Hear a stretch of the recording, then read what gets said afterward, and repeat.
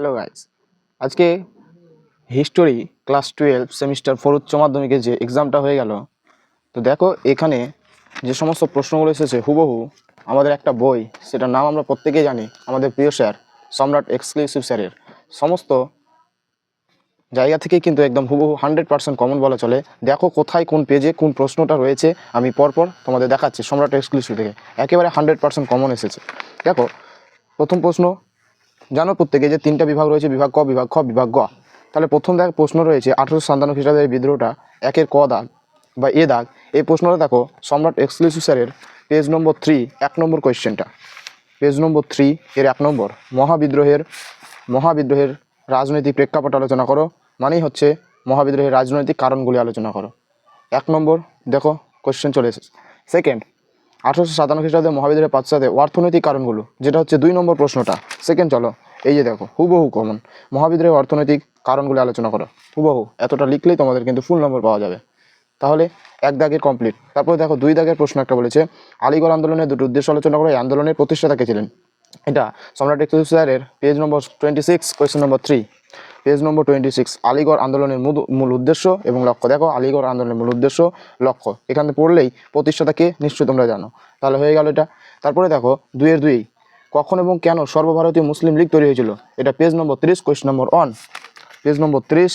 এই যে মুসলিম লীগ কেন প্রতিষ্ঠিত হয়েছিল, কখন কেন, এই যে অ্যান্সার রয়েছে। তাহলে দেখো তারপরে কোয়েশ্চেনটাও কিন্তু কমন বলা চলে, যে 100% সমস্ত প্রশ্নটাই কমন এসেছে।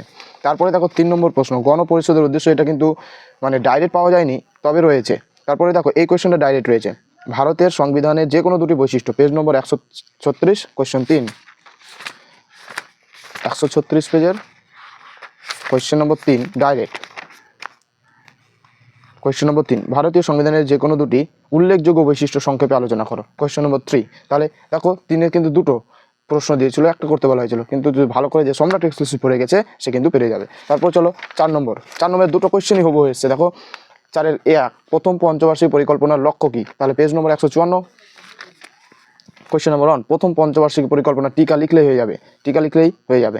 তারপরে চলো যে পঞ্চশীল নীতির 5টি শর্ত কি, পেজ নম্বর 147, কোয়েশ্চেন 4। পঞ্চশীল নীতি, এটা হচ্ছে 5টি নীতি, এই যে 5টা নীতি, তাহলে হুবহু কমন। তারপরে চলো আমাদের বিভাগ খ। বিভাগ খয়ে দেখো 5 দাগে দুটো প্রশ্ন রয়েছে। এখানে কিন্তু 1 নম্বর প্রশ্নটা কমন পড়েনি, কিন্তু 2 নম্বর কোয়েশ্চেনটা আবার পড়ে গেছে কমন। দেখো পেজ নম্বর 10, মহাবিদ্রোহের প্রকৃতি, পেজ নম্বর 10, মহাবিদ্রোহের প্রকৃতি। এই যে মহাবিদ্রোহের 1857 সালের বিদ্রোহের মানে মহাবিদ্রোহের প্রকৃতি আলোচনা করতে বলা হয়েছে। হুবহু কিন্তু কমন প্রশ্ন, একটা করতে হবে। তারপরে দেখো 6 দাগে কিন্তু 4টি প্রশ্ন বলেছে, যে কোনো 2টি প্রশ্ন উত্তর দিতে বলেছে। এখানে কিন্তু হুবহু এ নম্বর এবং সি নম্বরটা পাওয়া যায়নি, কিন্তু বি এবং ডি প্রায় পাওয়া গিয়েছে। দেখো বি নম্বরটা রয়েছে 42 নম্বর পেজের কোয়েশ্চেন নম্বর 4, 42 নম্বর পেজের কোয়েশ্চেন নম্বর 4। এটা হচ্ছে আমাদের নরমপন্থী বলতে কি বোঝে, এই জায়গাটা যদি পড়া যায় তাহলে কিন্তু অ্যান্সার দেওয়া যাবে। তারপরে চলে আসো, আমাদের বললাম যে এ এবং সি পাওয়া যায়নি, কিন্তু ডিটা আবার হুবহু পাওয়া গেছে। পেজ নম্বর 78, কোয়েশ্চেন 2, পেজ নম্বর 72, কোয়েশ্চেন নম্বর 2, ডান্ডি অভিযান টিকা লিখো। এই যে এটাই বলেছে যে ডান্ডি অভিযানের কারণ তাৎপর্য, তাহলে টিকা মানেই সব কিছু রয়েছে তার মধ্যে। এই যে তাৎপর্য পয়েন্ট করা রয়েছে, কারণ এখানে রয়েছে, তাহলে এটা হয়ে যাচ্ছে হুবহু কমন। তারপরে দেখো আমাদের 7 দাগে দুটো প্রশ্ন রয়েছে। 1 নম্বরটা কিন্তু হুবহু পাওয়া যায়নি, কিন্তু 2 নম্বরটা দেখো যে নেহেরু মহানবিশ মডেল, এটা পেজ নম্বর 156, কোয়েশ্চেন নম্বর 3, হুবহু একেবারে কমন। পেজ নম্বর 156, কোয়েশ্চেন নম্বর 3। এই যে দেখো নেহেরু মহানবিশ মডেল, হুবহু একদম কমন, চেপে দিলেই কিন্তু একেবারে ফুল মার্কস পাওয়া যাবে। তো তারপরে দেখো 8 নম্বর দাগের 2টি প্রশ্ন রয়েছে, তার মধ্যে একটা প্রশ্ন কিন্তু হুবহু পাওয়া গিয়েছে। দেখো 1 নম্বরটা কি বলেছে, যে 1971 সালে বাংলাদেশের মুক্তিযুদ্ধে ভারতের প্রধানমন্ত্রী ইন্দিরা গান্ধীর ভূমিকা কি ছিল, যেটা সম্রাট এক্সক্লুসিভ বইয়ে 173 পেজে রয়েছে, কোয়েশ্চেন নম্বর 3, 173 পেজের কোয়েশ্চেন 3। দেখো বাংলাদেশের মুক্তিযুদ্ধে ভারতের ভূমিকা, ভারতের তখন প্রধানমন্ত্রী কে ছিলেন, ইন্দিরা গান্ধী। তাহলে এই কোয়েশ্চেনটা লিখলেই কিন্তু হয়ে যাবে, এই যে হুবহু লিখলেই কিন্তু ফুল পাওয়া যাবে। তাহলে 4 দাগে 2টো প্রশ্নের মধ্যে একটা হয়ে গেল, তাহলে আমাকে একটি প্রশ্নের উত্তরই বলেছে, তাহলে সেকেন্ডটা দেখার দরকার নেই। তারপরে চলো 9 দাগের 2টো প্রশ্ন বলেছে, তো 1 নম্বরটা পাওয়া যায়নি হুবহু, কিন্তু বি নম্বরটা একেবারে হুবহু পাওয়া গিয়েছে। দেখো পেজ নম্বর 115, কোয়েশ্চেন নম্বর 5, পেজ নম্বর 115, কোয়েশ্চেন নম্বর 5।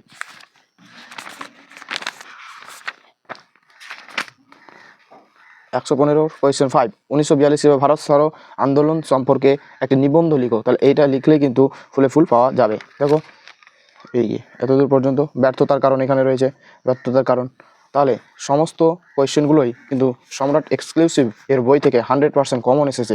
সুতরাং তোমাদের আর কিছু ভাবনা চিন্তা করার দরকারই নেই। তার নেক্সট যে পরীক্ষাগুলো রয়েছে শুধুমাত্র ভালো করে সম্রাট এক্সক্লুসিভটা রিভিশন করো, দেখবে 100% কমন পাবে এবং 100% নম্বর পাবে। Thank you for watching.